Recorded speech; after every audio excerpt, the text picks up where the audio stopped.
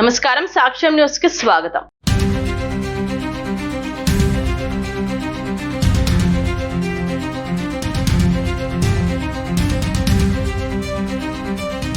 మోపిదేవిలో భక్తుల చేత విశేష పూజలు అందుకుంటున్న శ్రీ వల్లి దేవసేన సమేత శ్రీ సుబ్రహ్మణ్యేశ్వర స్వామి వారిని ప్రముఖ సినీ నటులు సత్యప్రకాష్ దర్శించుకున్నారు.